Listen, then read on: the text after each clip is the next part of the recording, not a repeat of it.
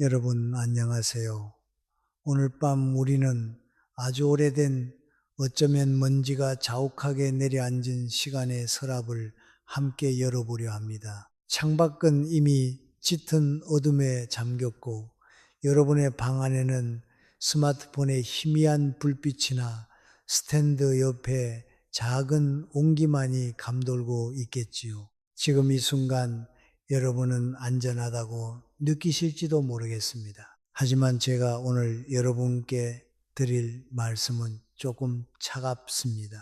어쩌면 우리는 이 밤이 지나기 전에 혹은 우리가 계획한 그 찬란한 미래의 어느 문턱에서 예상치 못한 상실을 마주하고 끝내 살아남지 못할 수도 있습니다.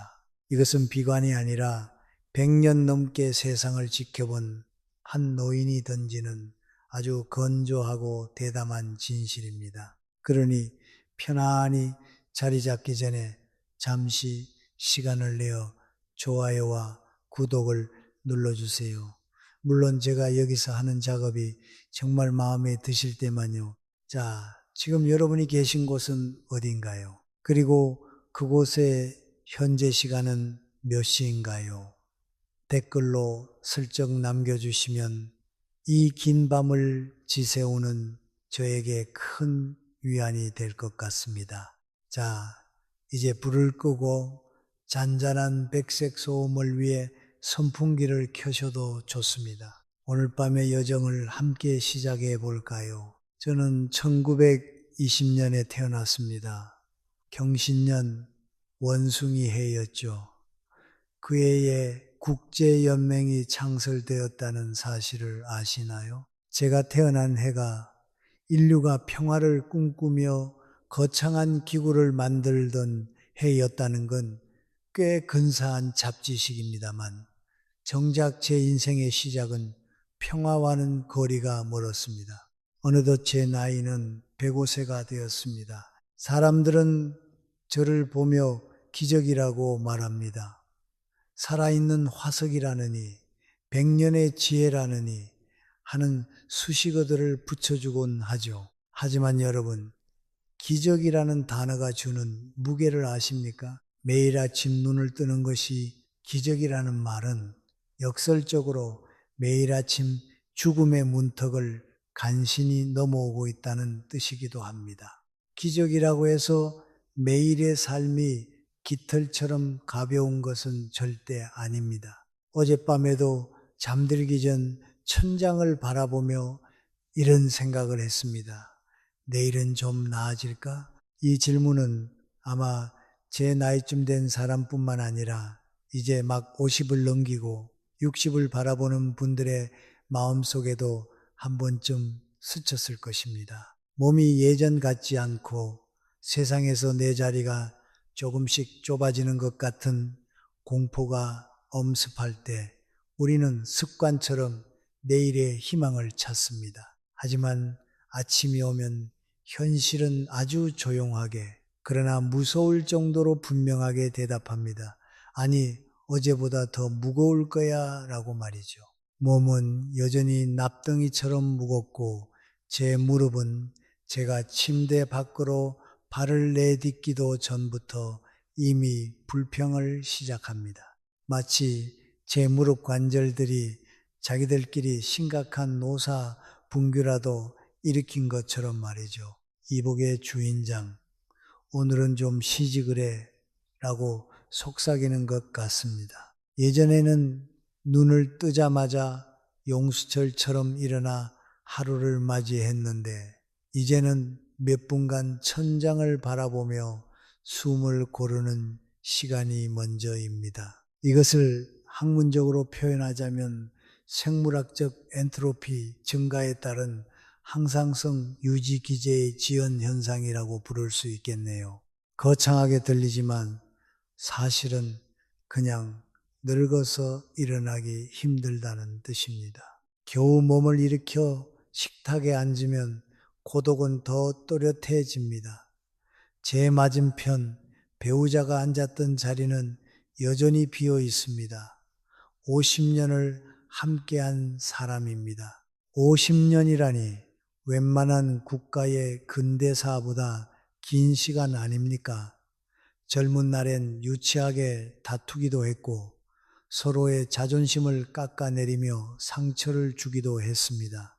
하지만 시간이 흐를수록 우리의 대화는 줄어들었습니다. 그것은 사랑이 식어서가 아니라 굳이 입을 열어 공기를 낭비하지 않아도 서로의 눈빛과 숨소리만으로 모든 것을 이해하게 되었기 때문입니다. 말하자면 언어적 매개 없는 상호 주관적 공명의 상태에 도달한 것이죠. 그런 동반자가 먼저 떠난 뒤 집의 구조는 그대로인데 이상하게 집의 온도만 달라졌습니다. 난방 온도를 아무리 높여도 채워지지 않는 그 서늘한 빈자리가 있습니다. TV를 켜보지만 소리는 그저 의미 없는 배경음처럼 흐를 뿐입니다. 가끔은 자식에게 전화를 걸까 하다가도 멈춥니다. 바쁘겠지. 그 한마디로 저 자신을 설득하는 것이 이제는 익숙합니다. 일주일에 한 번 오는 아버지 잘 지내세요라는 짧은 안부 전화 속에는 분명 사랑이 담겨 있습니다. 하지만 통화가 끝나고 종료 버튼을 누르는 순간 그 사랑과는 별개로 거대한 고요가 다시 방안을 채웁니다. 그 고요는 마치 썰물이 빠져나간 뒤의 갯벌처럼 황량합니다. 한국보건사회연구원의 조사에 따르면 60세 이상 노인의 상당수가 삶이 고통스럽다고 답했다고 합니다. 통계 수치는 늘 냉정하고 딱딱합니다. 하지만 저는 그 숫자를 단순한 데이터로 보지 않습니다. 그것은 제 경로당 친구들의 구분 등이고 공원 벤치에서 만난 이웃들의 깊은 한숨이며 제가 가르쳤던 제자들의 부모님이 겪고 있는 소리 없는 비명이기 때문입니다. 숫자 뒤에는 언제나 피와 살이 섞인 사람이 있습니다. 젊었을 때는 가난해도 버틸 수 있었습니다. 전쟁을 겪고 폐허 위에서 다시 교단에 섰을 때도 저는 내일이라는 단어를 굳게 믿었습니다. 힘든 일이 지나가면 반드시 조금은 편해질 것이라는 그 소박한 믿음이 저를 지탱했습니다. 하지만 105세를 살며 깨닫는 건 어떤 고통은 시간이 지난다고 해서 사라지는 것이 아니라 그저 우리가 그 고통에 익숙해질 뿐이라는 사실입니다. 나이가 든다는 건 사실 우리가 평생 학습해온 우상향의 법칙이 완전히 깨지는 경험입니다. 젊었을 때는 공부를 더하면 성적이 오르고 일을 더하면 연봉이 오르고 운동을 더하면 근육이 붙었죠. 모든 게 더해지고 쌓이는 것이 순리였습니다. 하지만 100세를 넘기고 나니 깨닫습니다. 이제는 더 나아진다는 말보다 조금씩 줄어든다는 표현이 훨씬 더 정직하고 정확한 물리 법칙이라는 것을요. 체력은 줄고 친구는 줄고 내가 세상에서 할 수 있는 일의 목록도 하루가 다르게 짧아집니다. 대신 그 빈자리를 채우는 건 늘어가는 약통과 달력에 빼곡히 적힌 병원 예약 날짜들입니다. 제 달력을 한번 보여드리고 싶네요. 젊은 친구들의 달력엔 데이트 약속이나 여행 계획이 화려하게 적혀 있겠지만 제 달력은 거의 의료 백과사전 수준입니다. 월요일은 내과, 수요일은 안과, 금요일은 물리치료, 가끔은 제가 병원을 가는 건지 병원이 저를 입양한 건지 헷갈릴 정도입니다. 얼마 전에는 스마트폰 앱으로 병원 예약을 하려는데 제 손가락이 화면보다 두꺼운 건지 아니면 기계가 저를 거부하는 건지 자꾸 엉뚱한 버튼이 눌리더군요. 간호사 선생님을 예약해야 하는데 실수로 피자 배달 앱을 켤 뻔했습니다. 105세 노인이 피자라지 사이즈를 혼자 주문해서 먹는 상상을 하니 헛웃음이 나더군요. 이것이 바로 현대 기술이 노인에게 선사하는 아주 세련된 방식의 소외감 혹은 디지털 인터페이스에서의 고령층 접근성 결여에 따른 심리적 박탈감이라고 할 수 있겠습니다. 어느 날 의사가 제 차트를 보더니 아주 덤덤하게 말했습니다. 연세가 있으시니까 어쩔 수 없습니다. 그 말은 의학적인 진단이었겠지만 제 귀에는 마치 판사가 내리는 최종 선고처럼 들렸습니다. 당신은 이제 늙었으니 아픈 것이 당연한 권리이자 의무다라는 선언 말이죠. 그런데 신기하게도 그 순간 저는 화가 나지 않았습니다. 오히려 고개를 깊게 끄덕였습니다. 맞습니다. 저는 지금 100년을 넘게 살았습니다. 이 기계적인 육체가 1세기를 넘게 가동되었는데 시간이 제 몸을 그냥 두었을 리가 없지 않습니까? 여기서 잠깐 신기한 잡지식 하나를 말씀드려 볼까요? 인간의 심장은 평생 약 25억 번에서 30억 번 정도 뛴다고 합니다. 제 심장은 아마 산술적으로 계산해 봐도 벌써 40억 번 가까이 박동했을 겁니다. 제 심장 근육들이 지금쯤 얼마나 피곤하겠습니까? 야, 이제 그만 좀 뛰면 안 되겠니? 라고 파업을 선언해도 제가 할 말이 없는 처지인 것이죠. 그러니 무릎이 쑤시고 허리가 굽는 건 제가 고장난 것이 아니라 아주 성실하게 제 소임을 다했다는 훈장 같은 것입니다. 프랑스의 한 작가는 노년을 두고 이렇게 말했습니다. 노년은 상실의 시간이 아니라 정리의 시간이다. 저는 이 격언을 교단에 서던 시절 제자들에게 자주 인용해 주곤 했습니다. 그때는 그 말이 참 멋진 수사라고만 생각했습니다. 머리로만 이해했던 것이죠. 하지만 지금은 온몸의 관절로 그 의미를 절감합니다. 젊은 시절에는 무언가를 더 얻고 더 높이 오르고 더 많이 소유하기 위해 아등바등 살았습니다. 하지만 노년은 내가 쥐고 있던 것들을 하나씩 어떻게 품위 있게 내려놓을 것인가를 배우는 시기입니다. 아침에 거울을 보면은 깊게 파인 주름진 얼굴이 저를 빤히 바라봅니다. 가끔 서랍 깊숙한 곳에서 20살, 30살 때의 제 사진을 꺼내 봅니다. 그곳에는 전혀 모르는 청년이 서 있습니다. 팽팽한 피부와 총기 어린 눈빛을 가진 그 청년 말이죠. 사람들은 묻습니다. 교수님, 그때로 다시 돌아가고 싶지 않으세요? 솔직히 말씀드리면 약간은 그렇습니다. 그 넘치던 에너지와 무엇이든 할 수 있을 것 같던 근거 없는 자신감이 그립기는 하죠. 하지만 동시에 저는 확신합니다. 만약 제가 그 시절로 돌아간다 해도 저는 또다시 똑같은 실수를 반복할 것이고 똑같은 욕심을 부리며 밤잠을 설치고 똑같은 후회에 눈물을 흘릴 것이라는 사실을요. 인간의 어리석음은 젊음이라는 눈부신 조명 아래서 더 선명하게 드러나기 마련이니까요. 시간은 오직 한 방향으로만 흐릅니다. 우리는 그 도도한 흐름 위에 떠 있는 조각배와 같습니다. 뒤를 돌아보며 그때 그랬더라면 하고 아쉬워할 수는 있지만 노를 저 거슬러 올라갈 수는 없습니다. 이 단순하고도 잔인한 물리적 사실이 나이가 들수록 점점 더 또렷하고 입체적으로 다가옵니다. 그래서 아침마다 제 머릿속을 스치는 질문, 내일은 좀 나아질까라는 물음은 사실 문법부터 틀린 것일지도 모릅니다. 노년의 문법으로는 이렇게 바뀌어야 합니다. 오늘을 어떻게 견딜 것인가? 혹은 오늘이라는 시간 안에서 내가 무엇을 기꺼이 받아들일 것인가? 삶이 우리에게 던지는 가장 가혹한 시험은 고통 그 자체가 아닙니다.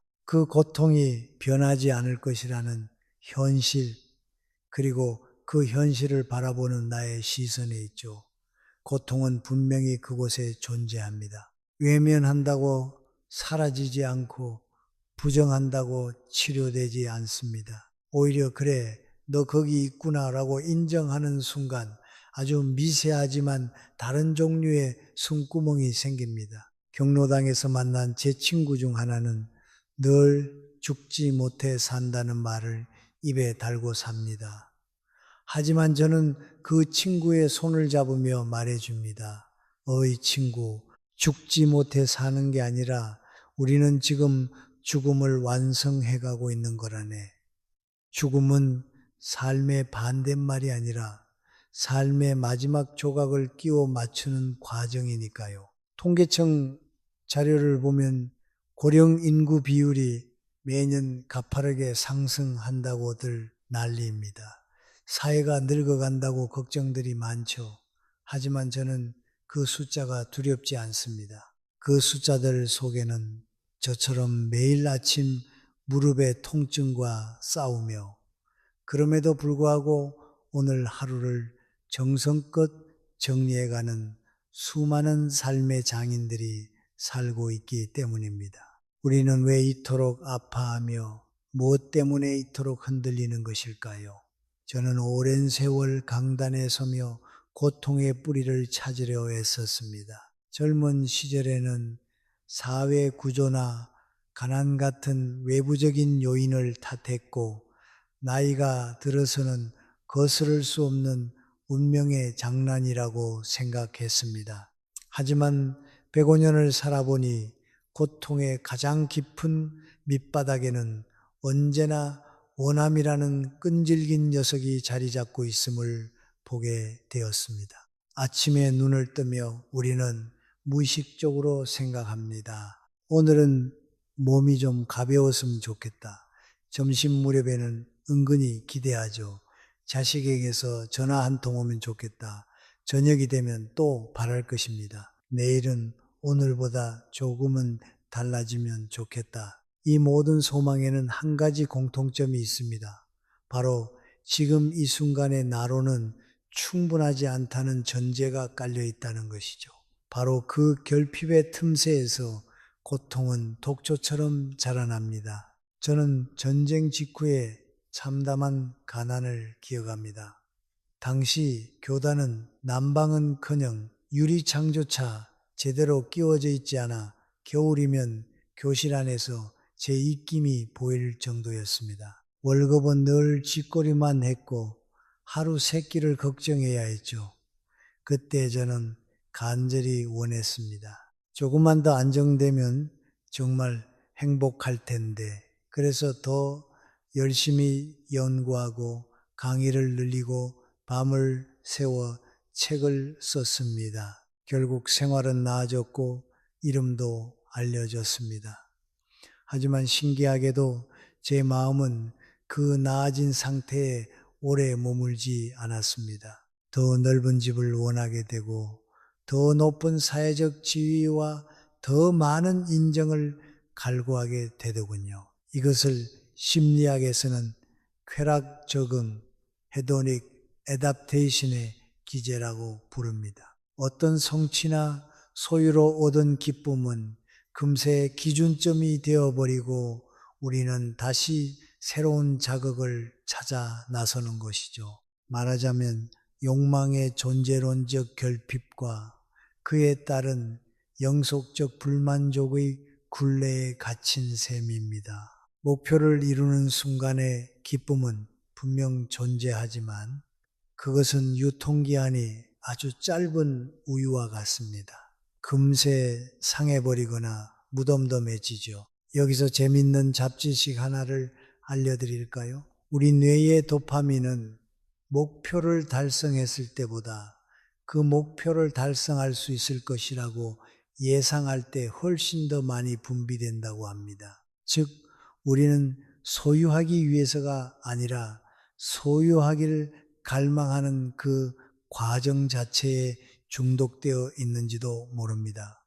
참으로 얄궂은 설계가 아닐 수 없습니다. 마치 당근을 쫓는 말처럼 우리는 결코 닿을 수 없는 완벽한 만족을 향해 평생을 달리는 운명인 것이죠. 저는 수많은 제자를 보며 이 사실을 뼈저리게 확인했습니다. 대기업에 취직한 제자, 판사가 된 제자, 해외 유학에 성공해 이름을 떨친 제자들, 그들은 한결같이 저를 찾아와 말했습니다. 교수님, 막상 이루고 나니 또 다른 걱정이 산더미입니다. 연봉이 오르면 책임이 무거워져 잠을 못 자고 지위가 높아지면은 그 자리를 잃을까봐 불안에 떱니다. 그들을 보며 저는 깨달았습니다. 원하면 고통이고 얻으면 잠시의 안도, 그리고 곧 지독한 익숙함이 찾아온다는 것을요. 익숙해지면 다시 새로운 결핍이 고개를 듭니다.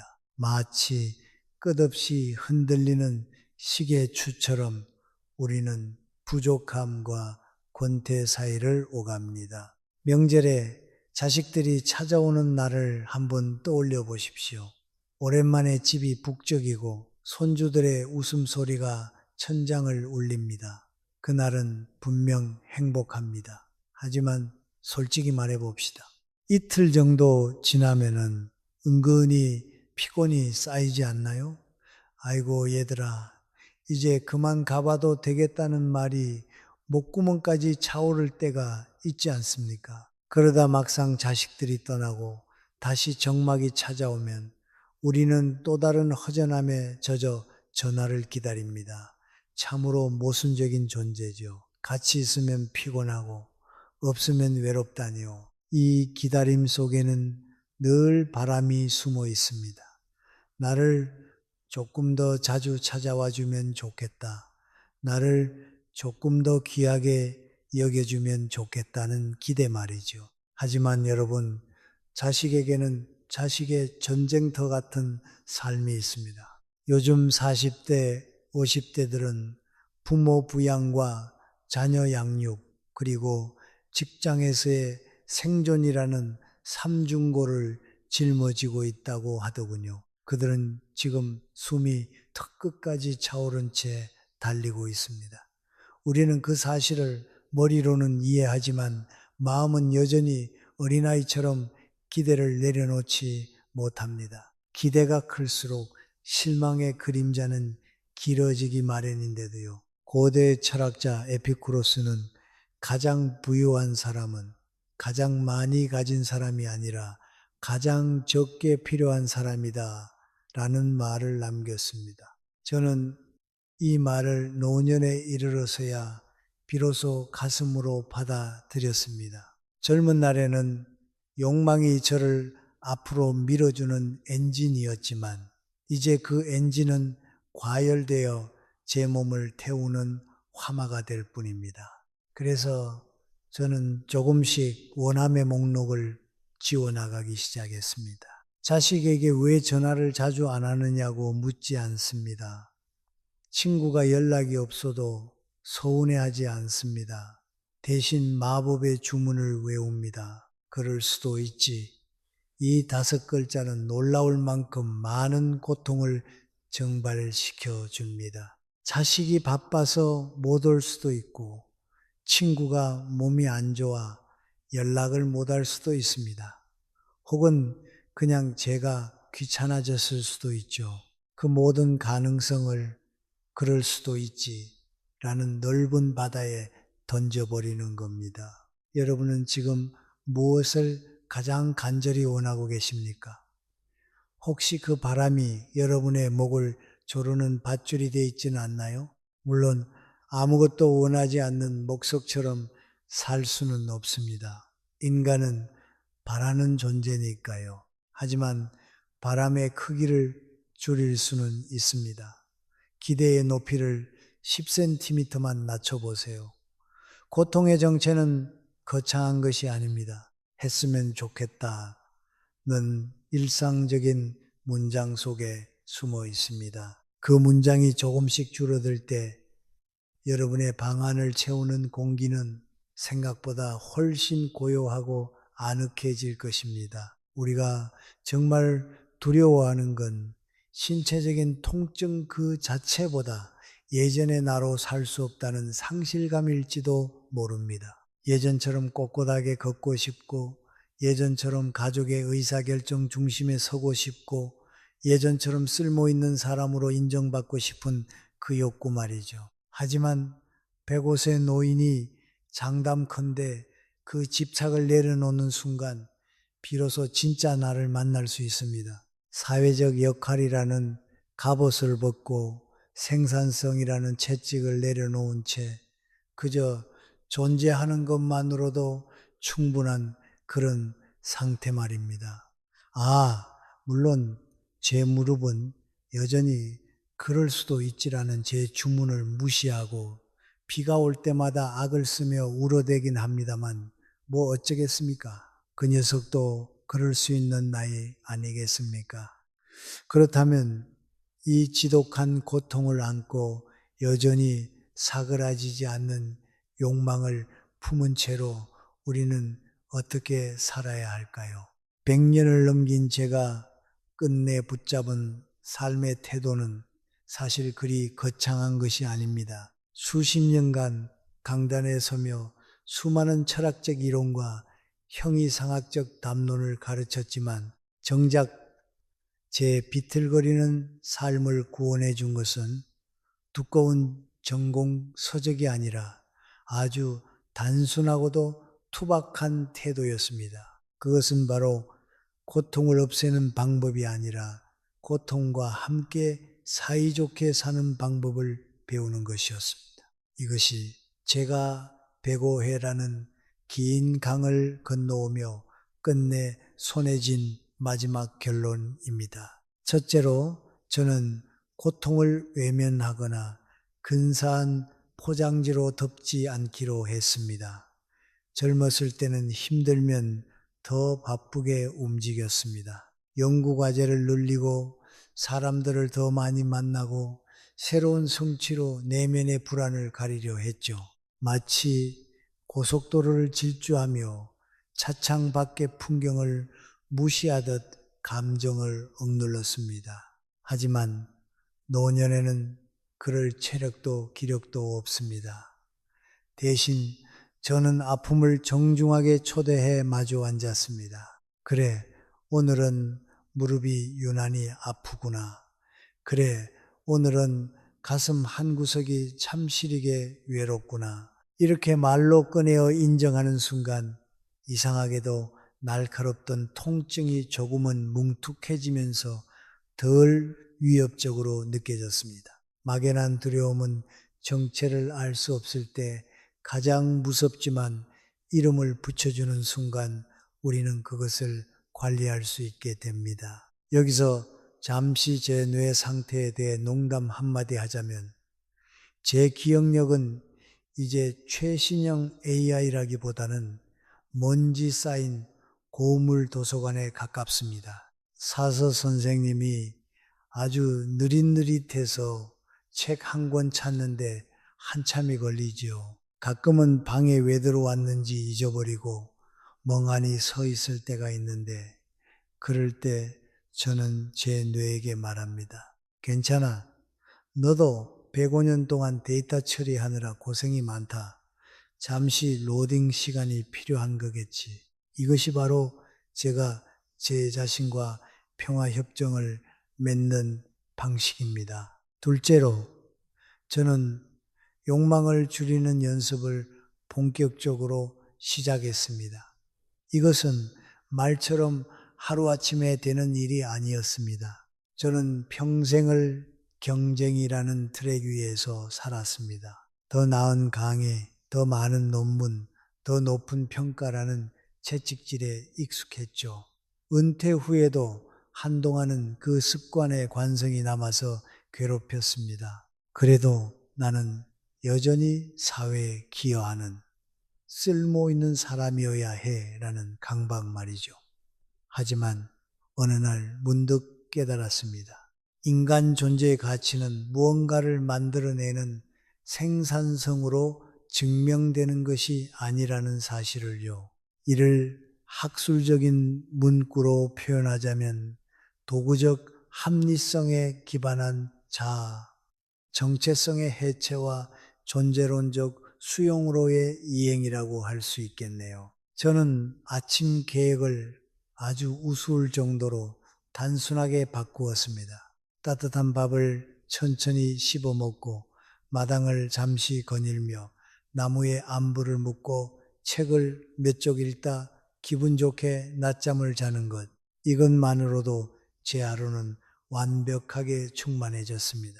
자식이 찾아오면 기적 같은 선물이라 생각하며 감사하고, 오지 않으면 그 시간만큼 제 고요를 즐길 수 있으니 그것 또한 괜찮다고 여겼습니다. 기대라는 끈을 조금 느슨하게 풀자 신기하게도 서운함이라는 매듭이 저절로 풀리더군요. 많이 가진 부자가 아니라 더 이상 바랄 것이 없는 사람이 진짜 평온을 누린다는 말을 이제야 비로소 실감합니다. 셋째로, 저는 예술과 자연이라는 거대한 품속으로 도망치는 시간을 가졌습니다. 젊은 날의 저에게 음악은 분석하고 비평해야 할 연구 대상이었습니다. 하지만 이제는 그저 온몸으로 듣습니다. 낡은 전음기에서 흘러나오는 오래된 가곡 한 자락의 마음을 맡기면 그 선율이 흐르는 동안만큼은 무릎의 통증도 사무치는 쓸쓸함도 무대 뒤로 물러납니다. 완전히 사라지지는 않더라도 주인공 자리를 내어주는 것이죠. 잠시 신기하고 사소한 잡지식 하나를 나누어 볼까요? 지구상에서 가장 오래 사는 척추 동물 중 하나인 그린란드 상어는 무려 400년 넘게 산다고 합니다. 그 상어에 비하면 저의 105년은 이제 막 청년기를 지난 셈이죠. 그 친구는 북극의 차가운 바다 밑에서 무슨 생각을 하며 그 긴 세월을 버텼을까요? 아마 그 상어도 저처럼 오늘 물살이 좀 세네, 그래도 뭐 어쩌겠으라며 담담하게 지느러미를 저었을지도 모릅니다. 자연은 이렇게 우리에게 거대한 관점을 선물합니다. 공원을 천천히 걷다 보면 나무를 보며 배웁니다. 노자 라오츠는 자연은 서두르지 않지만 모든 것을 이룹니다 라고 했습니다.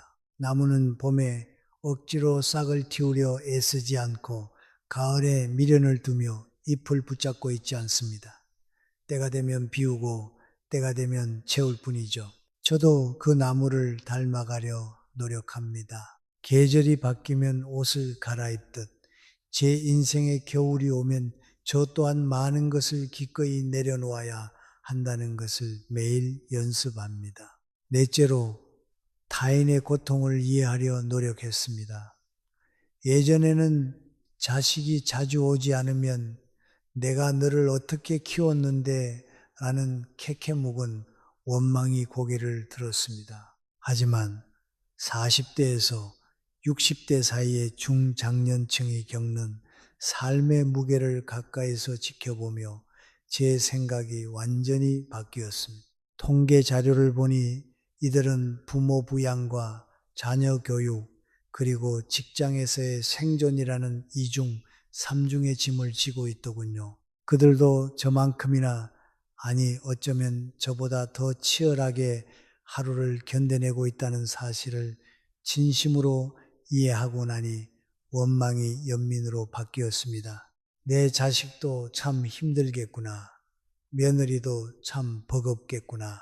이 한마디가 제 마음의 빗장을 열어주었습니다. 우리 모두가 각자의 파도를 견디며 같은 바다를 건너고 있다는 사실을 받아들이자 나만의 섬에 갇혀있던 외로움이 조금씩 옅어졌습니다. 마지막으로 저는 커다란 행복 대신 아주 작은 평온을 수집하기 시작했습니다. 젊은 날에는 세상을 바꾸는 큰 꿈을 꾸거나 거창한 성공을 갈망했습니다. 하지만 이제는 압니다. 그런 큰 불꽃은 화려하지만 금세 꺼지고 재만 남는다는 것을요. 대신 작은 평온은 매일 아침 안개처럼 우리 곁을 찾아옵니다. 아침 창문을 열 때 코끝을 스치는 찬 공기, 찻잔에서 올라오는 은은한 온기, 해질녘 붉게 물드는 하늘의 그라데이션, 이런 사소한 순간들은 소리 없이 지나가지만 우리 영혼의 허기를 채워줍니다. 하루가 끝날 때 저는 스스로에게 묻습니다. 오늘 평온했던 순간이 단 5분이라도 있었는가? 만약 그렇다면 그날은 대성공입니다. 그 몇 분의 조각들이 모여 제 남은 생을 찬란하게 수놓고 있으니까요. 이제 우리 앞에는 가장 무겁고도 필연적인, 그래서 모두가 애써 고개를 돌리려 하는 마지막 질문이 남았습니다. 이 모든 고통과 찰나의 평온을 품고서 결국 우리가 마주하게 될 죽음이라는 거대한 그림자를 어떻게 바라보아야 할까요? 저는 이 질문 앞에서 아주 오랜 시간 멈춰서 있었습니다. 105회를 살았다는 건 죽음이라는 손님이 제 문 앞까지 찾아와 신발끈을 풀고 있는 소리를 실시간으로 듣고 있는 것과 같습니다. 저는 이미 여러 번 죽음의 문턱을 아주 가까이서 지켜보았습니다. 전쟁터에서 차가운 흙바닥에 쓰러진 동료의 마지막 눈빛을 보았고, 병원 중환자실의 기계음 속에서 밤을 지새웠으며, 무엇보다 제 삶의 절반이었던 아내의 마지막 숨이 잦아드는 순간을 제 손으로 지켰습니다. 그러니 이제와 죽음을 모른 척하거나 두려움에 떨며 이불 속으로 숨을 수는 없습니다. 105세를 살았다면 죽음은 공포의 대상이 아니라 오래전 예약해둔 아주 중요한 약속과도 같습니다. 젊었을 때 저는 죽음을 일종의 실패라고 생각했습니다. 아직 세상에 내놓아야 할 논문이 남았고 가르쳐야 할 제자들이 있으며 이루지 못한 사회적 성취가 산더미인데 여기서 멈추는 건 패배라고 믿었죠. 하지만 노년에 들어서며 제 생각은 완전히 뒤집혔습니다. 교수라는 화려한 직함, 한 가정의 가장이라는 무거운 책임, 사회가 제게 부여한 온갖 수식어들이 하나둘씩 낙엽처럼 떨어져 나갔습니다. 이제 남은 것은 그저 나라는 인간 한 사람뿐입니다. 어느 철학자는 노년을 두고 삶의 결산서를 작성하는 시간이라고 말했습니다. 저는 이 비유를 참 좋아합니다. 결산서에는 이익만 적히지 않습니다. 뼈아픈 손실과 부끄러운 실수, 누군가에게 준 상처와 내가 받은 통증이 모두 기록되지요. 그리고 마지막에 남는 숫자가 바로 나라는 존재의 총합입니다. 완벽하지 않아도 괜찮습니다. 장부가 조금 지저분하고 적자가 났어도 상관없습니다. 중요한 것은 끝까지 도망치지 않고 이 장부를 성실히 써내려왔다는 사실 그 자체니까요. 이를 조금 유식하게 표현하자면 존재론적 유한성에 대한 목적론적 수용과 자아 통합이라고 부를 수 있겠네요. 여기서 잠깐 아주 기발하고 사소한 잡지식 하나를 나누어 볼까요? 1901년 미국의 던컨 맥두걸이라는 의사는 사람이 죽는 순간 몸무게가 약 21g 줄어든다는 실험 결과를 발표하며 그것이 영혼의 무게라고 주장했습니다. 과학적으로는 논란이 많지만 저는 그 21g이라는 무게가 참 마음에 듭니다. 평생을 짓누르던 수십 킬로그램의 욕망과 집착을 다 내려놓고 딱 그 정도의 가벼움만 남겨서 떠난다는 게 꽤 낭만적이지 않나요? 저도 떠날 때 제 영혼이 딱 그만큼만 가벼웠으면 좋겠습니다. 물론 저라고 왜 고민이 없겠습니까? 가끔은 사후세계에 대해 엉뚱한 상상을 하기도 합니다. 만약 천국에 갔는데 와이파이가 안 되면 어쩌나, 혹은 105년이나 살다 왔으니 거기서도 최고참 대우를 해주며 명당 자리를 내어줄까 하는 실없는 생각 말이죠. 얼마 전에는 죽음 이유를 진지하게 사유하다가 정작 제가 돋보기를 어디에 뒀는지 기억이 안 나 한참을 헤맨 적이 있습니다. 심오한 우주의 섭리를 고민하는 노학자가 겨우 안경 하나 때문에 쩔쩔 매는 꼴이라니 참 우습지 않습니까? 이게 바로 인간이라는 존재의 귀여운 한계입니다. 죽음을 두려워하는 이유는 그것이 한 번도 가보지 못한 미지의 영역이기 때문일 것입니다. 하지만 이렇게 한번 생각해 보세요. 우리는 매일 밤 잠자리에 들 때 잠이라는 상태가 정확히 어떤 것인지 알지 못하면서도 두려워하지 않습니다. 오히려 고단한 하루를 마친 뒤 찾아오는 잠을 환영하며 몸을 맡기죠. 죽음도 어쩌면 그보다 조금 더 깊고 달콤한 잠일지도 모릅니다. 더 이상 무언가를 원하지 않아도 되고 타인과 비교하며 스스로를 괴롭히지 않아도 되며 삐걱거리는 무릎 통증을 견디지 않아도 되는 영원한 휴식 말입니다. 저는 죽음을 미워하거나 적대시하고 싶지 않습니다. 물론 사랑하는 사람들을 남겨두고 떠나는 일은 여전히 가슴 저미는 일입니다. 남겨진 이들이 흘릴 눈물의 무게를 생각하면 마음이 무겁죠.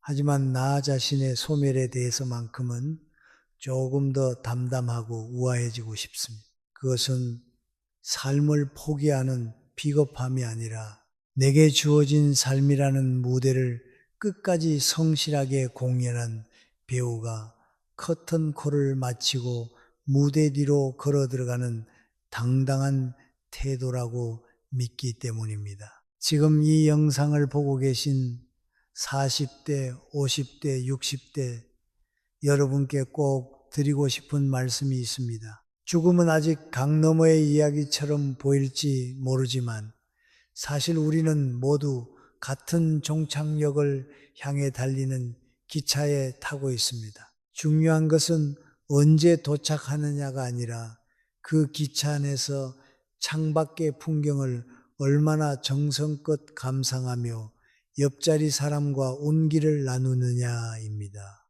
혹시 아직도 마음속에 풀지 못한 날 선 원망이 남아있나요? 부모에 대한 미움, 자식에 대한 서운함, 혹은 자기 자신에 대한 지독한 혐오 같은 것들 말이죠. 죽음이 가까워질수록 그런 감정들은 무거운 납덩이가 되어 우리의 발목을 잡습니다. 가능하다면 지금 조금씩 내려놓으십시오. 용서가 완벽할 필요는 없습니다. 그저 그럴 수도 있었겠다라고 중얼거리며 손에 쥔 밧줄을 조금만 헐겁게 쥐어보세요. 저는 요즘 하루를 마칠 때 거울 속에 저에게 속삭입니다. 오늘도 참 잘 살았다. 수고했다.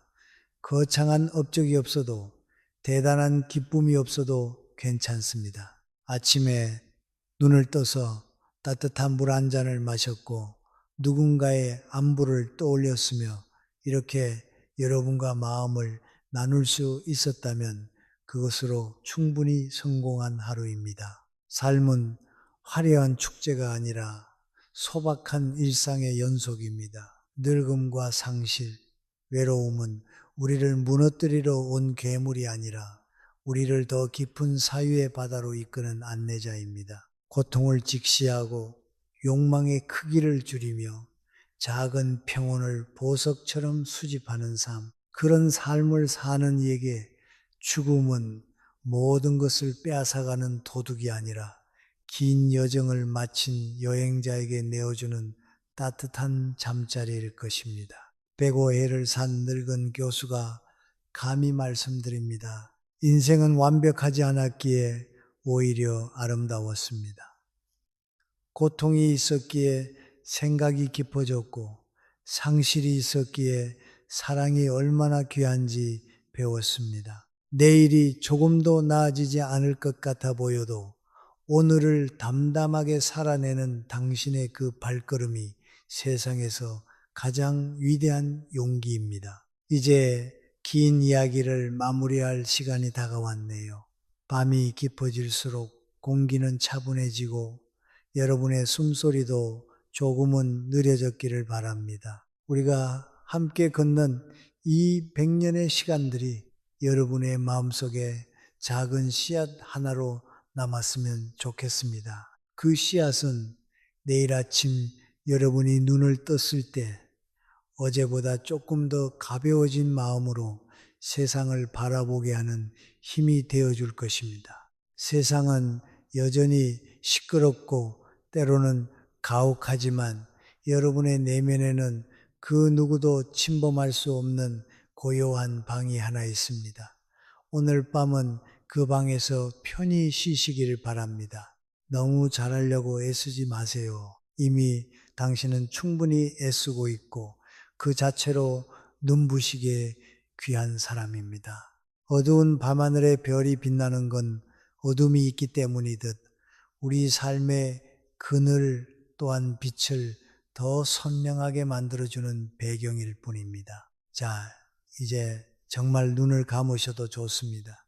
제 목소리도 이제 희미한 안개처럼 흩어져 여러분의 꿈속으로 스며들 것입니다. 내일 아침에는 오늘보다 조금 더 다정한 바람이 여러분의 창가를 두드리길, 그리고 여러분의 무릎이 오늘보다는 조금 덜 투덜대길 진심으로 응원합니다. 당신의 모든 담담한 날들을 사랑합니다.